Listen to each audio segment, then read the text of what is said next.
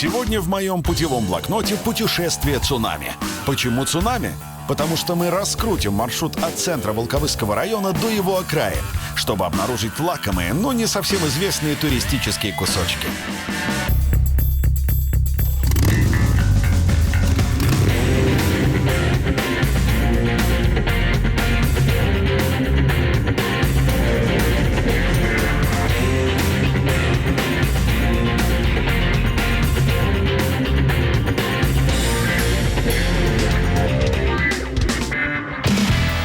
Госпожа Готика. И что еще можно обнаружить в Гнездно?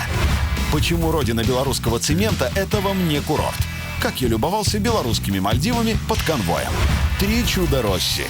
Где можно изгнать бесов, увидеть чудотворную статую и почувствовать себя мельником? А вы чьих будете? Загляну в истоки музея белорусской шляхты. Здесь живут принцессы и драконы. Прогуляемся по замку, которому позавидовал бы сам Дисней.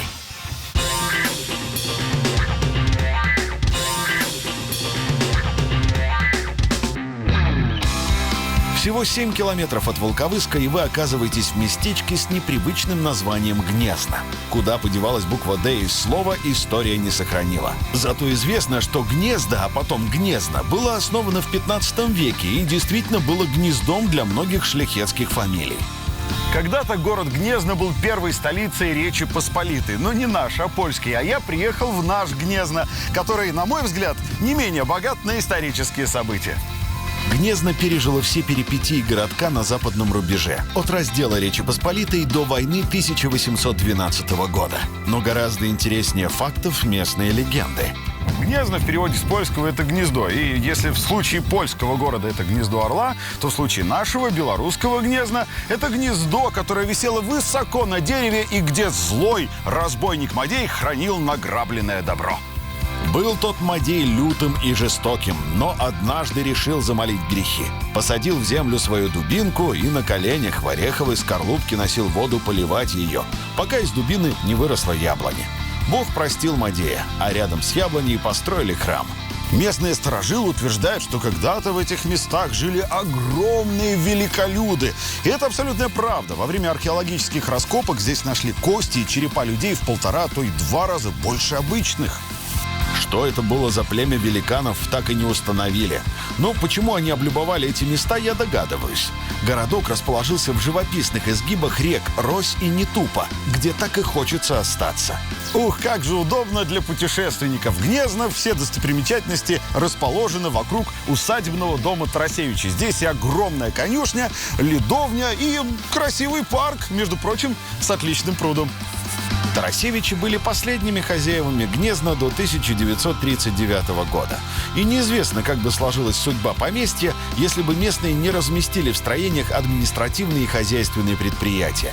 Конечно, роскошное убранство и некоторые архитектурные детали не пощадила война и сама жизнь, но в целом усадебный комплекс хорошо сохранился. Туристу есть чем полюбоваться, а местным жителям где расположиться. По масштабу эти конюшни можно сравнить с королевскими, только сейчас там находятся не элитные скакуны, а железные сельскохозяйственные кони. Местный совхоз должен быть безумно благодарен панам за эту постройку. Но жемчужиной Волковыщины Гнездно именуют прежде всего за местный костел. Костел святого архангела Михаила для меня интересен по 2 причинам. Во-первых, храм очень древний. Во-вторых, это настоящий храм крепости. История у него просто потрясающая. Об этой истории свидетельствует вон то ядро, шведское, между прочим, застрявшее в стене храма. Действительно, с самого момента своего основания в XVI веке костел был для сельчан больше, чем костел. Тут молились, крестились, венчались и тут прятались от врагов. Вот откуда в стене ядро. Поговаривают, что костел немного осел, однако это неправда. Высота дверей здесь не случайна. Дело в том, что они сделаны специально такими низкими для того, чтобы человек мог войти, а вражеская конница — нет. Догадывался ли архитектор, что конструкция дверей не только не впустит захватчиков, но и спасет костел от того, чтобы его сделали складом, как в советские времена поступали с большинством религиозных сооружений, история умалчивает. Зато весь внешний вид костела и внутреннее устройство до сих пор поражают воображение. О серьезном настрое защищать веру и местечко свидетельствуют вот эти узкие проходы в башне. Но действительно узкие, вдвоем сюда уже не попасть. Ох, не хотел бы я быть тем воинам, который нападал. Ну а для защитников храма все было гораздо проще. Достаточно было сильно толкнуть воина, и они всем отрядом кубарем катились вниз. В Михайловском костеле обратите внимание на потолок. Да-да, не стрельчатые своды, как мы привыкли, а обычный деревянный потолок. Смотрится неожиданно. Также посмотрите себе под ноги и представьте, что под вами на глубине десятков метров усыпальница с десятками представителей местной знати Гнезна. Покоиться под костелом было настолько престижно, что родственники в свое время переругались за места в склепе. Тогда его попросту замуровали. И еще для справки, резные деревянные скульптуры из костела в Гнезно хранятся в Музее истории в Минске. Эксперты посчитали, что им нет цены, и перевезли их в столицу. А вот верующие очень надеются, что реликвии вернутся на родину.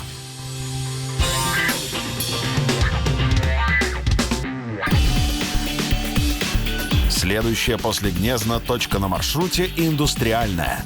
На первый взгляд неожиданное отклонение от усадебного кольца Волковыщины, но нельзя же побывать тут и не посетить поселок Красносельский. Ведь именно здесь находится завод, из стройматериалов которого построена половина Беларуси. В свое время, в 1914 году, первый в Беларуси цементный завод появился недалеко от деревни Красное Село. Именно потому, что рядом была железнодорожная станция «Рось».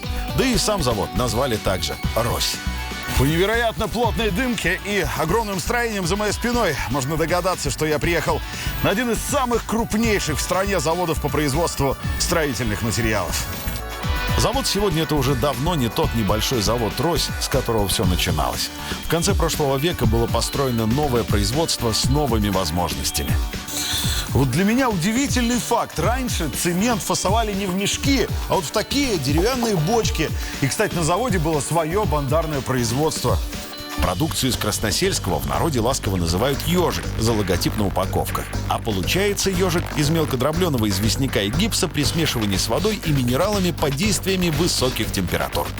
Масштабы предприятия просто впечатляют. Вы представьте, 120 гектаров. Для того, чтобы изучить весь технологический процесс, не хватит и, наверное, месяца. Поэтому хотя бы сфотографируюсь. Ну а начинаются знаменитые красносельские стройматериалы в карьерах. Я хочу это увидеть.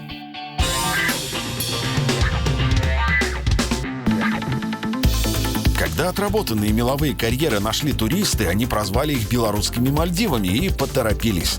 Потому что эти Мальдивы, может, и такие же красивые, но вовсе не курорт. Добрый день, командир взвода, младший лейтенант Александров. Добрый день. Вы находитесь на технической территории, здесь находиться запрещено. Будьте добры, покиньте территорию.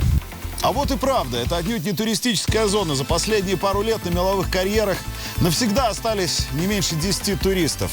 Но у меня есть маленькая, эксклюзивная возможность показать вам всю эту опасную красоту. Только с разрешения и только в сопровождении можно взглянуть на знаменитые красносельские карьеры. Дело в том, что края карьеров постоянно движутся и могут обвалиться у вас под ногами в любой момент. И никакой вид, будь он хоть необычайной красоты, этого не стоит. Глубина карьера прямо у берега метров 40. Да и лететь с этого обрыва не меньше 40 метров. Вот действительно огромная высота. Даже брызгов воды от камня не видно. Говорят, что карьеры занимают площадь, равную 300 футбольным полям. Но благодарить за такую красоту мы должны матушку природу. Меловые залежи нам достались от нее и от времен, когда на этом месте было море. Будут ли когда-нибудь белорусские Мальдивы такими же комфортными, как Мальдивы настоящие, зависит от рекультивации карьеров. Проект этот дорогой и не быстрый, но точно прибыльный. Ведь каждый год взглянуть на эту красоту приезжают сотни тысяч туристов. Красносельские меловые карьеры — это, конечно, интересно, но поверьте, в Волковыском районе еще есть на что посмотреть. Путешествие продолжается.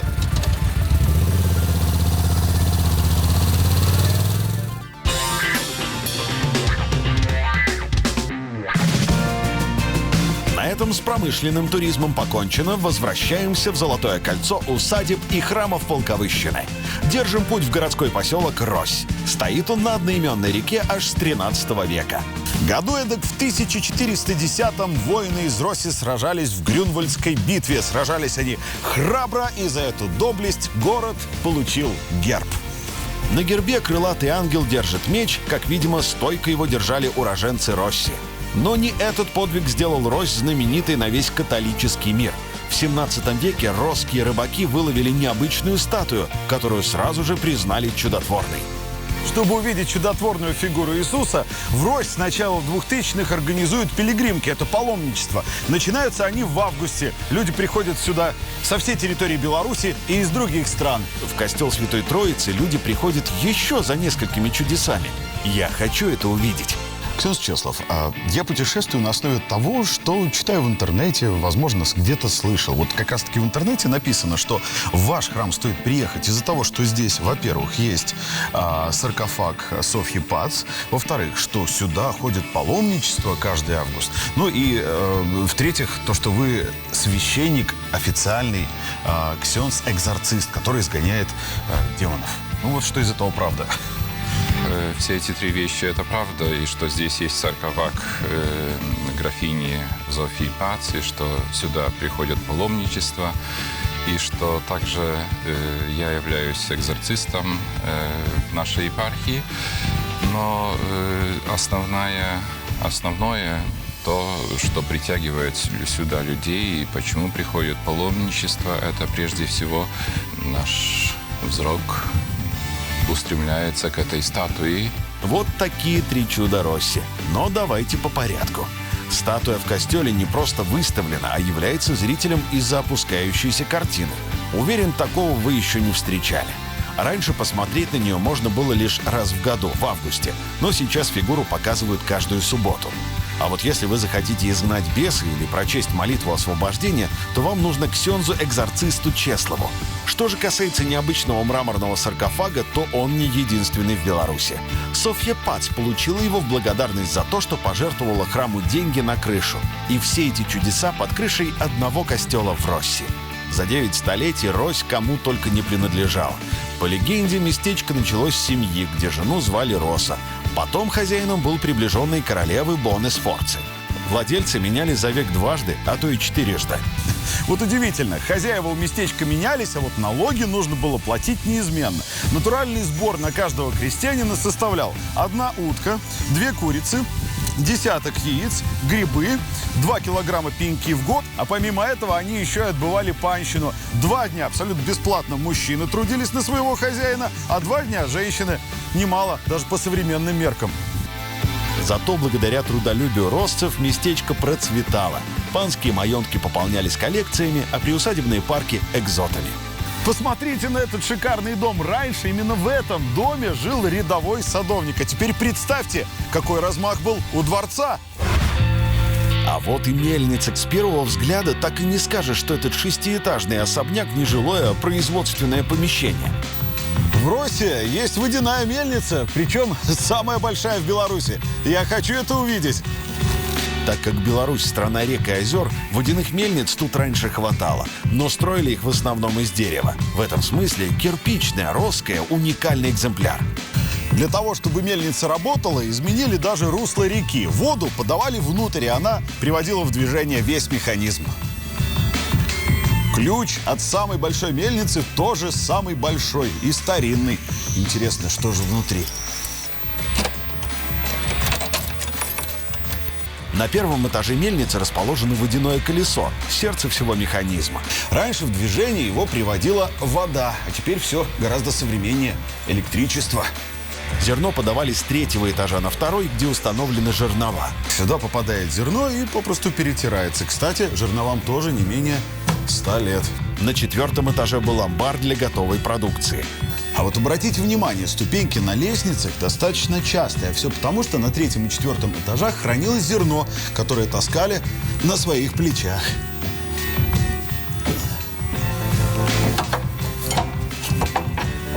Чувствую себя старым мельником. А верхние этажи, как правило, занимала семья мельника, так сказать, без отрыва от производства. Самое удивительное, что мельница живет до сих пор. Только нынешние владельцы делают здесь перловку. В основном для своего хозяйства, но иногда и для Жировического монастыря. Кстати, помните, мельницы в народных преданиях места мистические. Часто там водится всякая нечисть и привидения. Но, увы, сколько мельниц я не посещал, ни разу ни с каким домовым мельником не повстречался. Мне, честно говоря, жалко, что на посещение Росси у меня выдалось всего лишь пару часов. Здесь можно провести целый день. Здесь есть все, интересная история и хорошие люди. В общем, будете в Волковыском районе, рекомендую заехать. Ну а мое путешествие продолжается.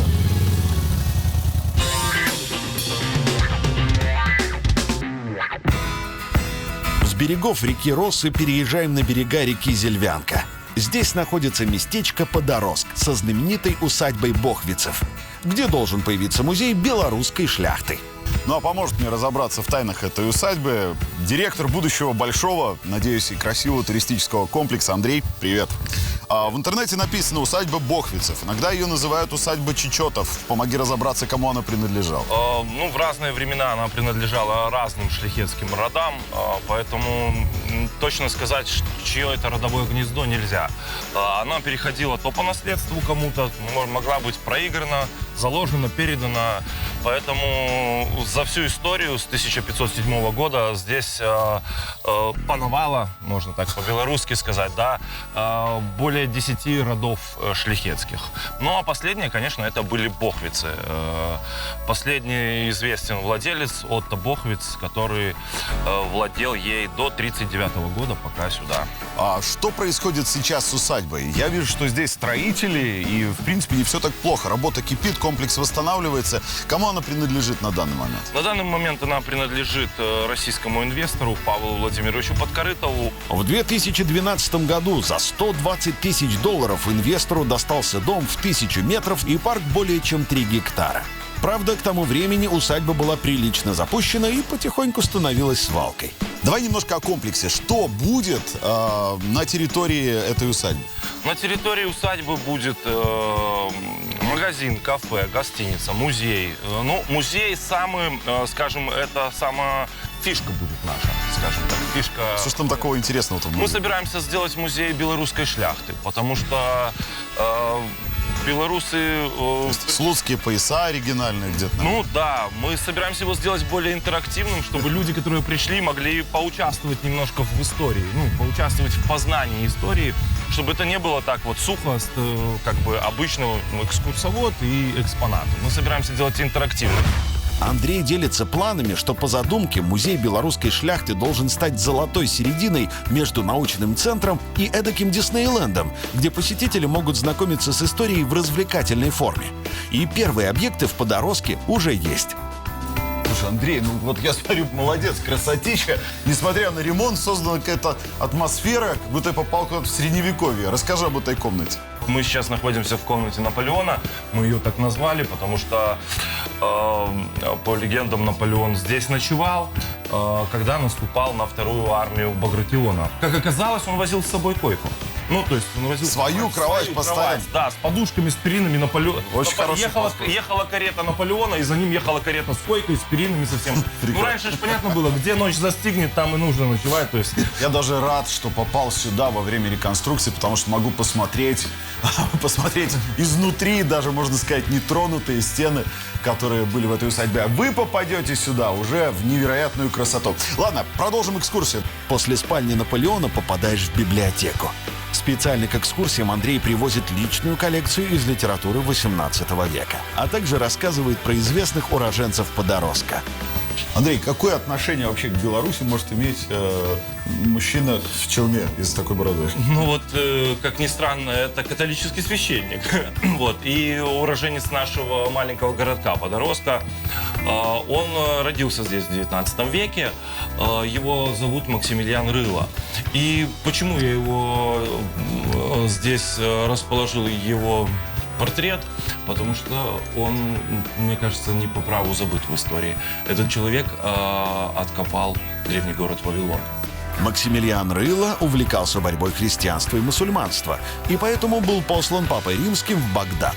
Несмотря на другую веру, миссионера полюбили, так как он прекрасно владел арабским. А сам Рыло любил разговаривать с местными краеведами, так и нашел Вавилон.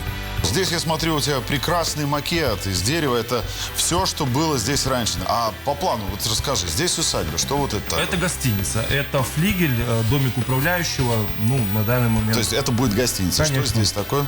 Здесь кафе. Кафе. Здесь магазинчик. Маленький. А вот наша брама. И красивая брама. В Подорожке нельзя пройти мимо прекрасного Панского парка. Он был не только спланирован по науке, но и засажен ценными деревьями. Я смотрю, здесь огромный парк. Деревьев очень много. Да, парк большой, более 500 деревьев. Есть редкие. Вот, например, дерево редкое явор.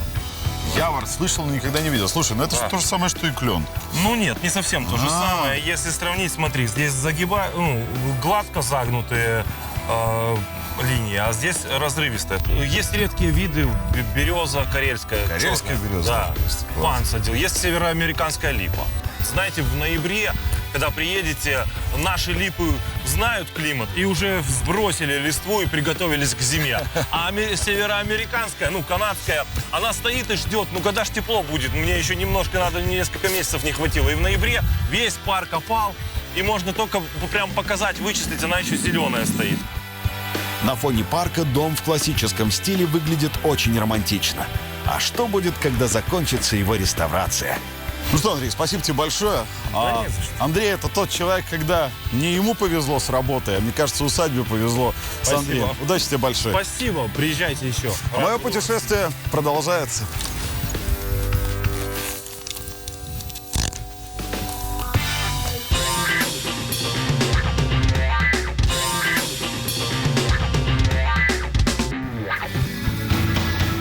На прощание я собираюсь увидеть еще одну усадьбу, которую называют готическим замком в сельской глубинке. Еще одно место в Волковыском районе, которому устрашающая надпись «Частная собственность» дала второй шанс на жизнь. Добро пожаловать в Краски. Название местечка говорит само за себя. Места здесь такие красивые, что краски, да и только. Видимо, пейзажи и вдохновили владельца построить в 18 веке не просто дом.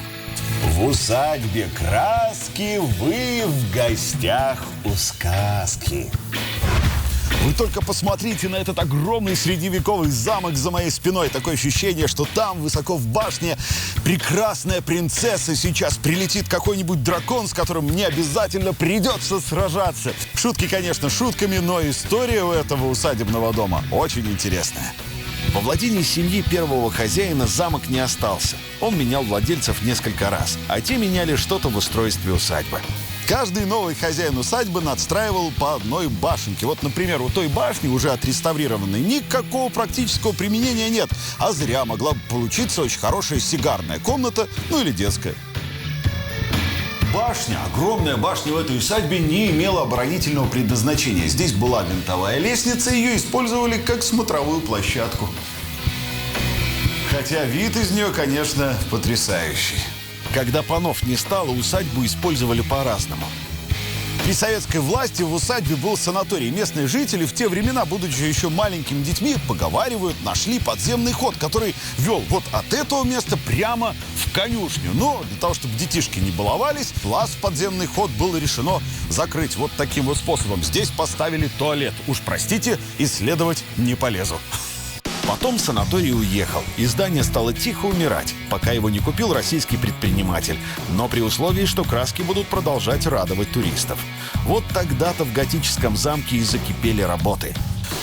Усадьбу, конечно, разграбили. Единственное, что осталось, это вот такие небольшие фрагменты кафеля 200-летней давности. Ох уж эти мне советские архитекторы да дизайнеры. При Советском Союзе вот эти прекрасные ниши были заложены. А я знаю, что первоначальный хозяин усадьбы с ума сходил от Средневековья. И наверняка в этих нишах когда-то стояли фигуры бравых рыцарей. Кроме внутренних работ, в красках расчистили парк, построили баню, оранжерею, флигель. Но главное, конечно, отреставрировать сам дом. Новый владелец даже покупает на аукционах старинные фото, чтобы выяснить, как первоначально выглядел замок. При постройке усадьбы кирпичи скрепляли не цементом, а известковым раствором с яичным белком. И тут я подумал, как же сложно будет современным строителям соблюсти все древние технологии при реставрации.